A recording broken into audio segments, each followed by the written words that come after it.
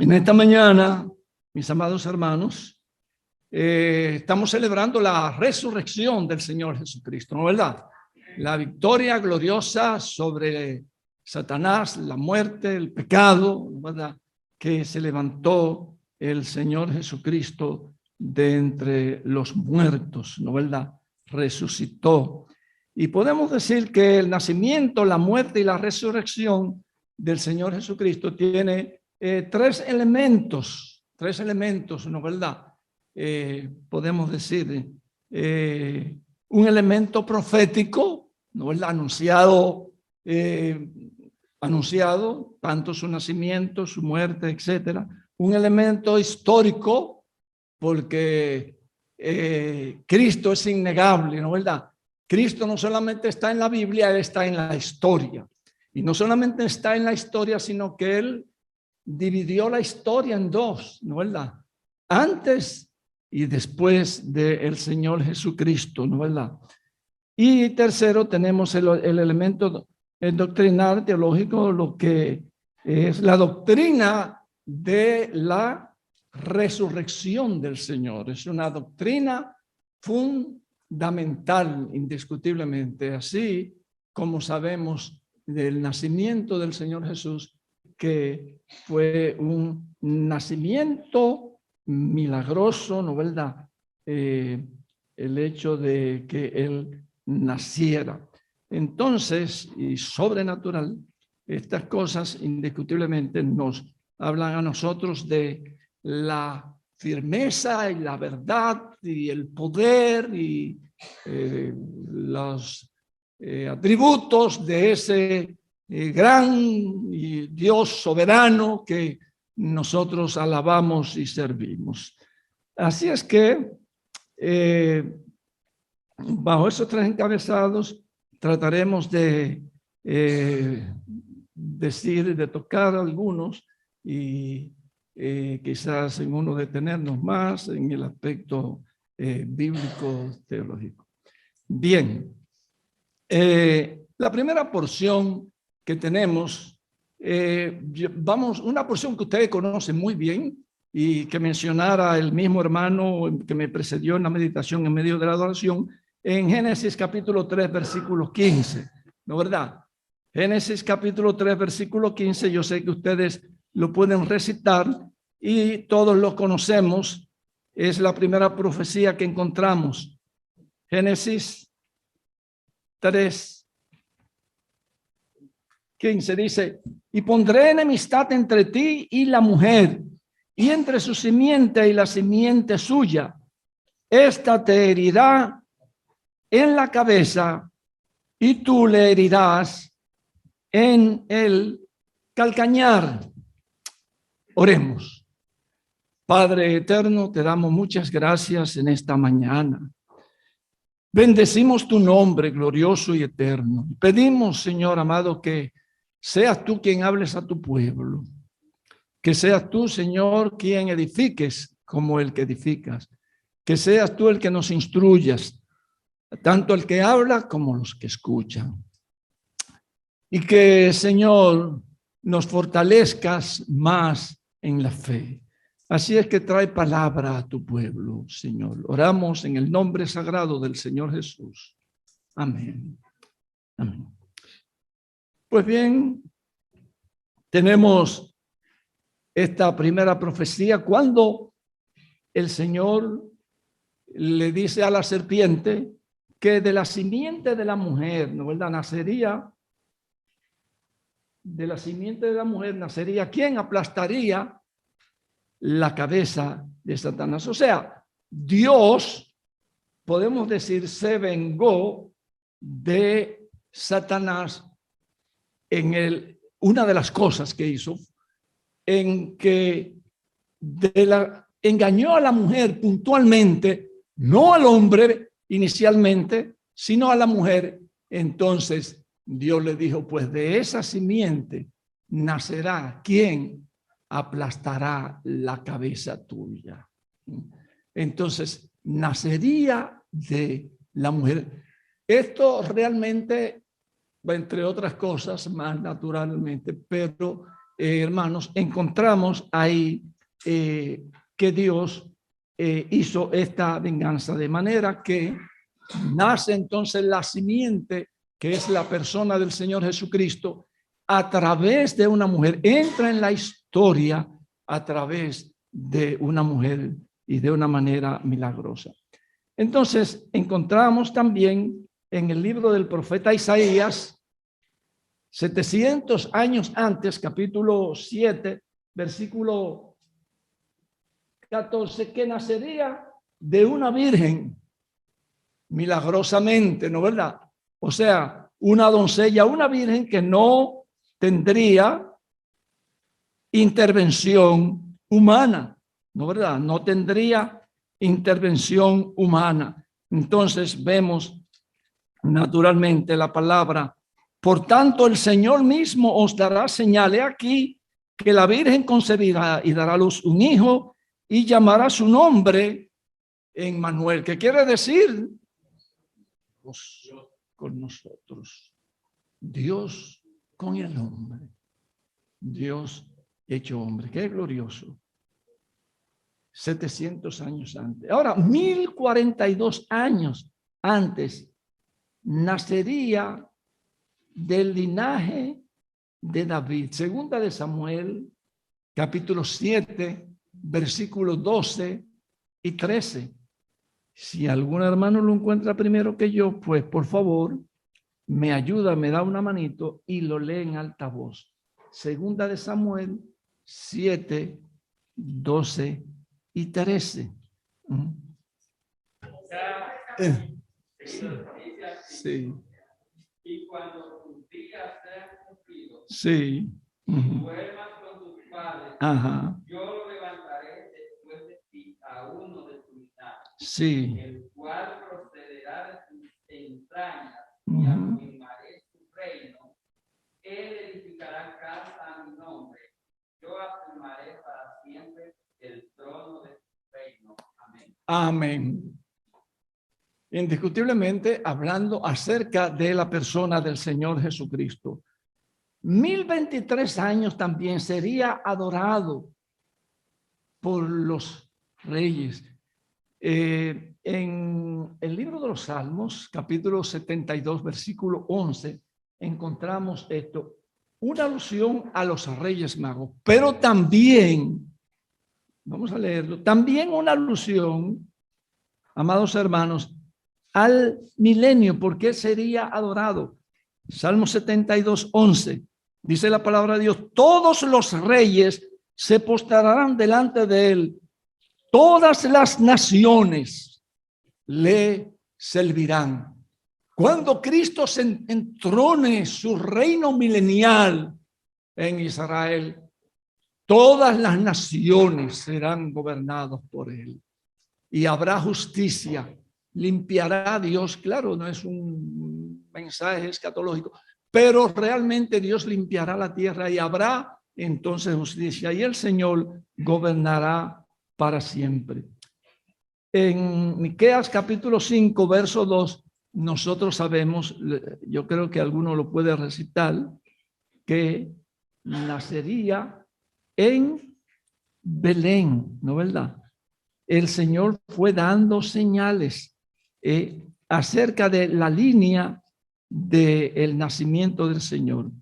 Miqueas 5:2 dice la palabra de Dios, pero tú, Belén Efrata, pequeña para estar entre las familias de Judá, de ti saldrá el que será Señor en Israel, y sus salidas son desde el principio, desde los días de la eternidad. Nosotros sabemos que Cristo en el Antiguo Testamento también se apareció a los hombres, ¿no verdad? Lo que fue una teofanía, ¿no verdad?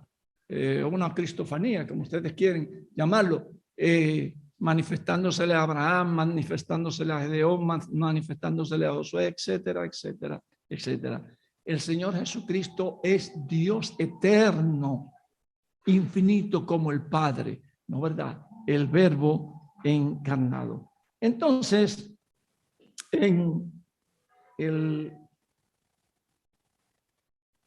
encontramos en el libro de los Salmos, el Salmo 16:10, dice el salmista allí, otra enseñanza, Salmo 16:10, muy importante, por eso quiero también que lo leamos.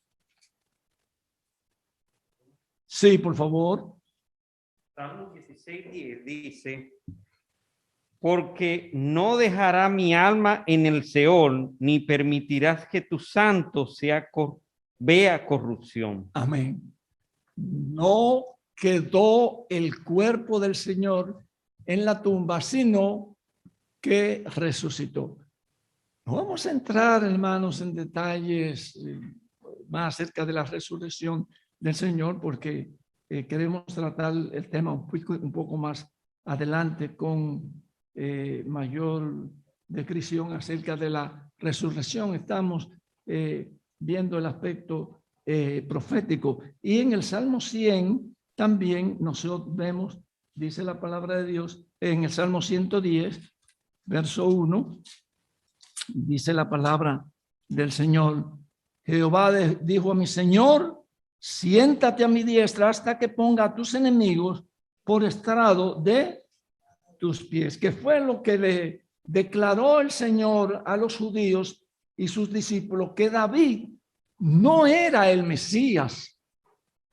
Ellos malinterpretaron esto. Y entonces el Señor, ustedes se recuerdan aquella conversación que el Señor les dice, ¿y cómo dicen que David es el Mesías? Si él mismo dice, le dijo el Señor a mi Señor, siéntate a mi diestra hasta que ponga a tus enemigos al estrado de tus pies. O sea, David no era más que, naturalmente, de la línea de David venía el Mesías y era un símbolo del reinado del Señor Jesucristo. Ahora, la resurrección del Señor también tiene un punto histórico. Ninguna persona, nosotros sabemos, en toda la historia se ha levantado de entre los muertos. Nadie. Ninguno ni se levantará, como decíamos ahorita. ¿Por qué?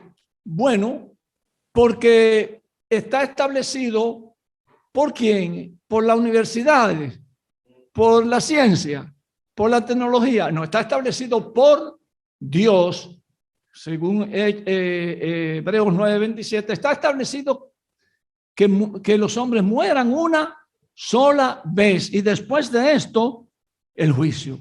Entonces, todas las tumbas están vacías de los grandes hombres, de cualquier disciplina. Y más en el aspecto religioso podemos decir, Buda no resucitó, Mahoma no resucitó, Gandhi no resucitó, ni resucitarán. No, bueno, ya eso será en el juicio. Ninguno de los faraones de Egipto que los hacían toda su ceremonia y los embalsamaban y eso, tampoco resucitó. De los césares de Roma, tampoco resucitó. Ahora, nosotros sí sabemos que Cristo resucitó de entre los muertos. Y desde el punto de vista histórico, dice Pablo en 1 Corintios 15:6, que más de 500 hermanos, ¿no verdad?, realmente vieron la resurrección, contemplaron al Señor Jesucristo. Pues bien, la resurrección del Señor es única. Ahora, hermanos, es importante que nosotros veamos estos hechos dentro del desarrollo del acontecimiento en sí. Y yo quiero que ustedes lean sus Biblias en el Evangelio de Lucas, capítulo 24, y leamos allí desde el versículo 1 hasta el versículo 8. Vamos a verlo ahora desde el punto de vista bíblico-teológico. Vamos a leer Lucas, el historiador, ¿no verdad? Capítulo 24, versículo 1 al 8. Quizás Sí, por favor. Lucas 24, del 1 en adelante, dice: el primer día de la semana, muy de mañana, vinieron al sepulcro trayendo las especies aromáticas que había preparado y algunas otras mujeres con ellas. Y hallaron removida la piedra del sepulcro, y entrando no hallaron el cuerpo del Señor Jesús. Aconteció que estando ellas perplejas por esto, he aquí se pararon junto a ellas dos varones con vestiduras resplandecientes. Y como tuvieron temor y bajaron el rostro a tierra, le dijeron: ¿por qué buscáis entre los muertos al que vive? No está aquí, sino que ha resucitado. Acordaos de lo que os habló cuando aún estabais en Galilea, diciendo: es necesario que el Hijo del Hombre sea entregado en manos de hombres pecadores y que sea crucificado y resucite al tercer día. Entonces ellas se acordaron de sus palabras y volviendo del sepulcro dieron nuevas de todas estas cosas a los 11 y a todos los demás. Era María Magdalena, Juana, María madre de Jacobo y las demás con ellas, quienes dijeron estas cosas a los apóstoles. Mas ellos le parecía locura la palabra de ellas y no la creían. Pero levantándose Pedro, corrió al sepulcro y cuando miró dentro vio los lienzos solos y se fue a casa maravillándose de lo que había sucedido. ¿Sigo leyendo más? No, está bien, ¿no? Hasta el versículo 12. 12. Sí, está bien. Muy bien, gracias, mis hermanos. Miren, es bueno que nosotros consideremos los hechos que se desarrollan cuando las mujeres van a ver el sepulcro del Señor. ¿Con qué propósito fueron ellos? Bueno, ellos fueron con el propósito de ungir el cuerpo del Señor, pero ellos pensaban, ¿y quién va a remover esa piedra? Esa piedra no la podían remover, miren, ni con 10 hombres. No me recuerdo el peso de la piedra y todo eso, pero ellos se sorprendieron. En otro evangelio vieron la puerta, vieron removida la piedra, ¿no es verdad? Y vieron esos dos personajes, como dice, se le presentaron esos dos ángeles y le dijeron esa gran palabra que podemos decir ha corrido por los siglos de los siglos. ¿Por qué buscáis entre los muertos al que vive? No está aquí, ha resucitado. Qué declaración tan contundente. Ha resucitado de los muertos. Pero hay una cosa, mis amados hermanos. ¿Qué le dijeron estos hombres a la mujer? Acordaos. ¿De qué cosa? De sus palabras. Dice, acordaos de lo que dijo en Galilea. Dice, no está aquí. Acordaos de lo que os habló cuando aún estaban en Galilea, diciendo, es necesario que el Hijo del Hombre sea entregado en manos de hombres pecadores y que sea crucificado y resucite al tercer día. Ellos habían olvidado eso. Es necesario que nosotros tengamos presente las promesas del Señor. Por grandes que sean, miren, ellos no hicieron mucho caso de eso. ¿Por qué ustedes creen que? Bueno, primero déjenme decir esto. Cuando ellos vinieron a los discípulos y le dijeron esto, dice la Biblia que ellos no la creyeron. Versículo 11, por favor. Mas a ellos les parecía, ¿qué cosa? Locura las palabras de ellas. ¿Y qué cosa? Y no las creían. Ustedes pueden creer esto, hermanos. Ustedes saben que dicen que las mujeres hablan mucho, Y me perdonan, los hombres hablan mucho, no crean. Pero el asunto es que ellos dijeron, bueno, estas mujeres se pasaron.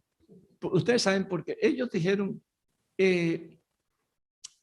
porque la descripción de ella, si ustedes examinan el pasaje, ellas les relataron todo. Separaron dos varones allí resplandecientes y nos dijeron estas palabras. La piedra estaba removida, estaba el lugar vacío. Ellas describieron todo eso. Entonces, ellos dijeron, estas mujeres están locas. Es el deseo nada más. Lo dice el texto sagrado,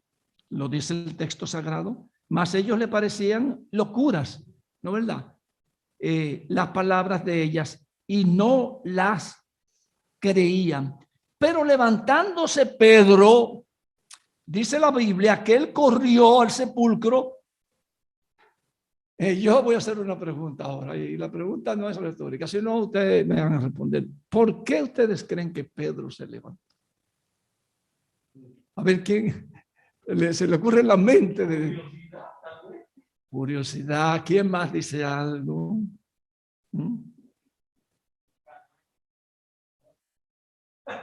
Su carácter impetuoso.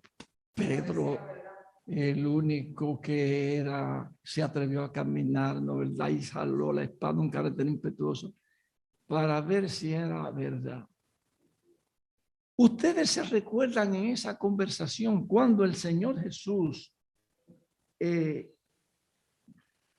le dice a ellos que es necesario que el Hijo del Hombre sea entregado en manos de hombres pecadores y que sea entregado a los escribas y los fariseos y que sea muerto y que resucite al tercer día. ¿Ustedes se recuerdan lo que le dijo Pedro? Jamás cosa te acontezca, lo llamó aparte, ¿no verdad? Entonces el Señor, ¿qué hizo? Lo recriminó y ¿qué le dijo? Pártate de mí, Satanás.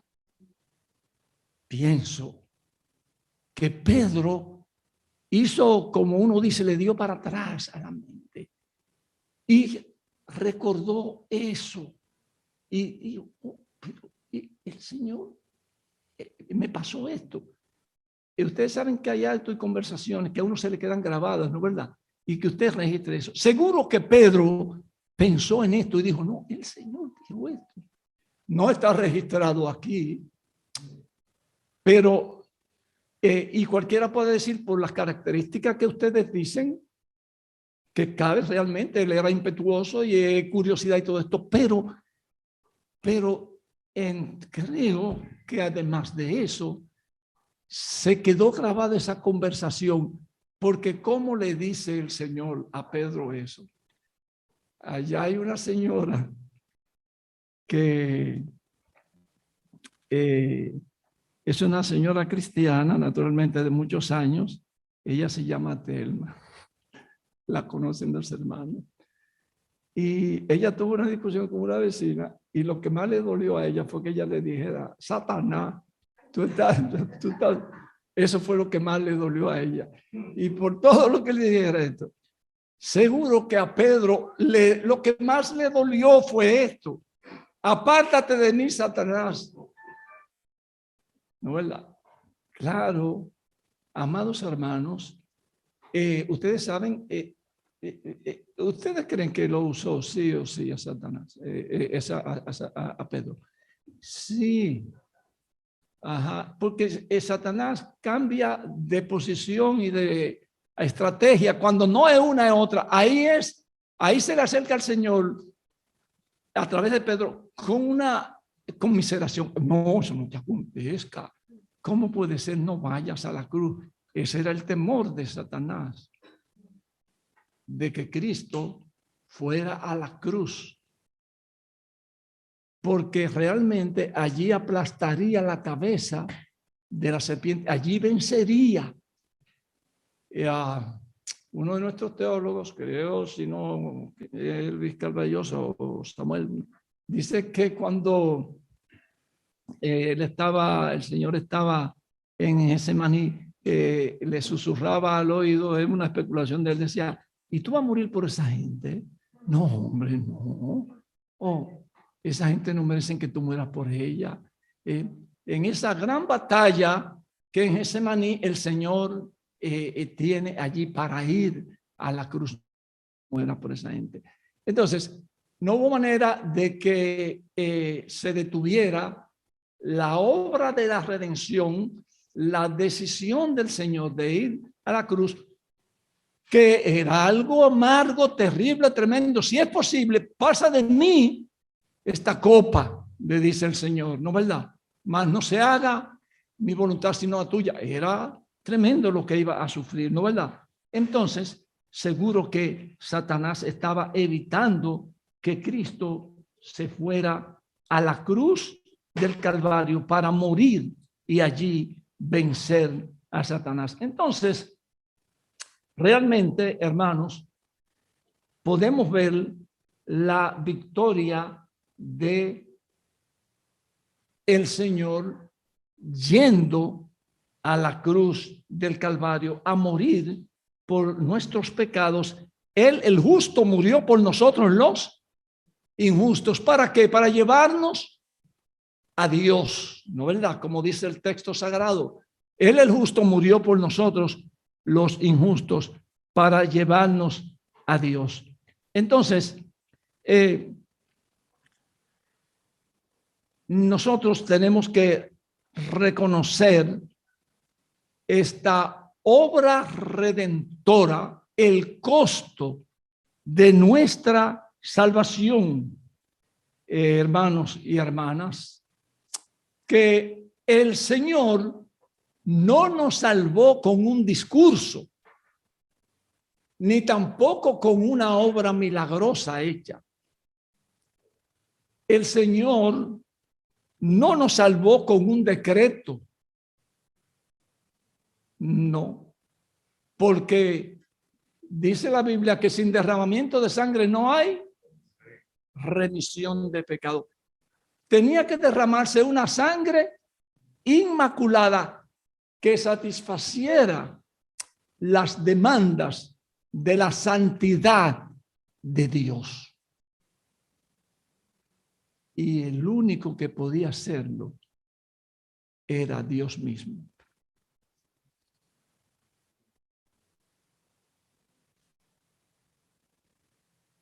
La sangre inmaculada de Cristo. Quizás, bueno, voy a usar la palabra, sí, vamos a decir ese híbrido de Dios y hombre, porque es el gran misterio, como dice Pablo en Timoteo. Grande es el misterio de la piedad. Dios fue manifestado en carne.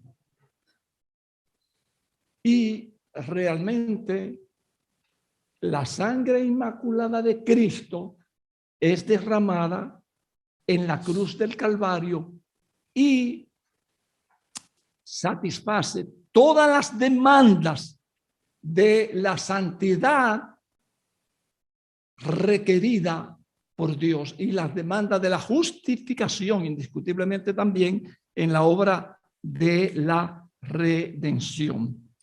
Bueno, voy avanzando. Quiero acortar un poco y quisiera ir, amados hermanos, al ese gran capítulo de la resurrección que el apóstol Pablo cita. Primera de Corintios, capítulo 15. Primera de Corintios. Sí. ¿Qué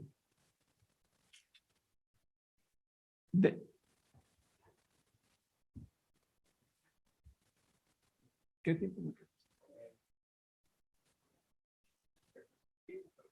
Bueno, pues, bueno, sí. No, está bien, tratamos otro tema. Pues bien, hermanos, Primera de Corintios, capítulo 15. Ahorita el hermano leía esas porciones indiscutiblemente importantísimas, trascendentales acerca de la resurrección del Señor. El apóstol Pablo escribe este gran capítulo, ¿no es verdad?, acerca de la resurrección del Señor. Versículo 14. Y si Cristo no resucitó, vana es entonces nuestra predicación.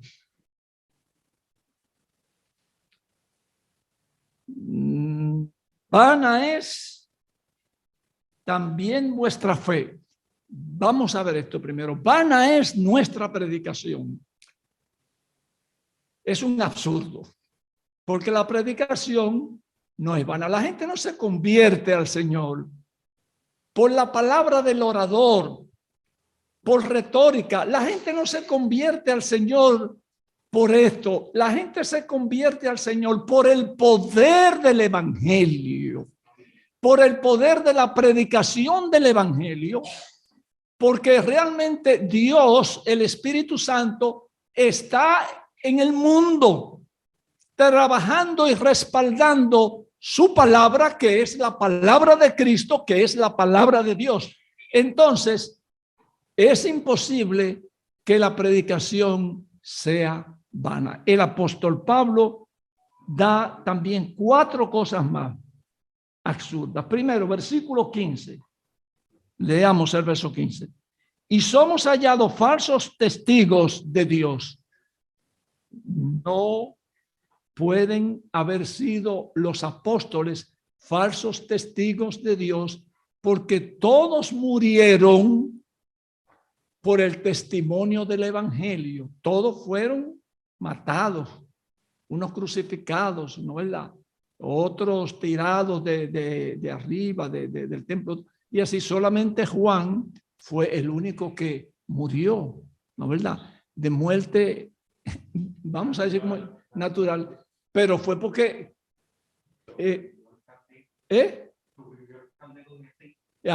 y lo sancocharon y no se sancochó. Sí, esa es la verdad, eso es un chiste. Ahí lo sancocharon, pero no,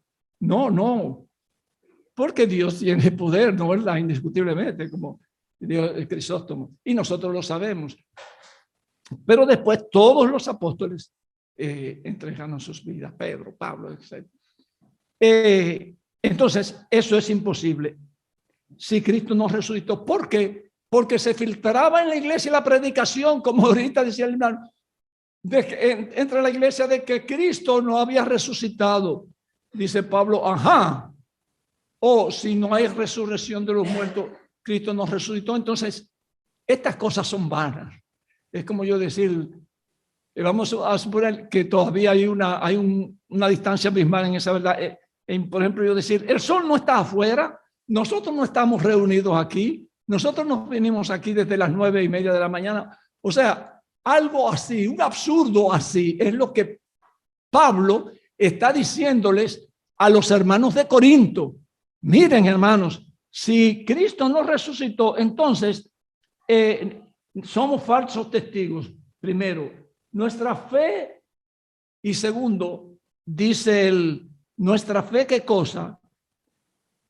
Es vana. Es imposible que nuestra fe sea vana, porque nosotros hemos recibido la fe de Dios para ser salvos. Porque sin fe es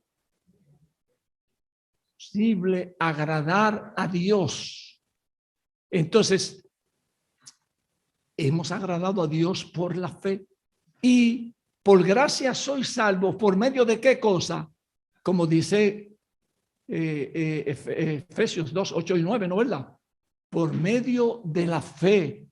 Y esto no de vosotros, mas no por obras, para que nadie se gloríe. O sea, está claro la imposibilidad, el absurdo que se está diciendo, el enganche, vamos a decir, de la duda amados hermanos, de que Cristo haya resucitado de los muertos. Nosotros no lo hemos visto, pero la fe es más grande que la vista. Sí, hermanos y hermanas, la fe es más poderosa que la misma vista. Los judíos vieron las obras del Señor y no quisieron creer, no pudieron creer. La fe es más poderosa y dice la Biblia, la palabra de Dios, que por fe vivimos, no por obras. Entonces, nuestra fe no es en vano. ¿Y qué cosa? Y hay otra cosa más. Los pecados, aún estáis en vuestros pecados, hermano, y es imposible. Hemos recibido el descanso del perdón de nuestros pecados, ¿no es verdad? Hemos nacido de nuevo. Todo el que ha nacido de nuevo pertenece a la iglesia y sus pecados han sido perdonados, pasados, presentes y futuros. Y entonces, finalmente, ya para terminar, el apóstol Pablo da el grito de victoria en los versos 55 al 57. Dice: ¿dónde está, oh muerte, tu aguijón? ¿Dónde, oh sepulcro, tu victoria? Ya que el aguijón de la muerte es el pecado y el poder del pecado la ley, mas gracias sean dadas a Dios que nos da la victoria por medio de nuestro Señor Jesucristo. Esa es la gran victoria que nosotros tenemos, amados hermanos. Y la prédica de los apóstoles más contundente en los tiempos apostólicos era que Cristo se había levantado de los muertos.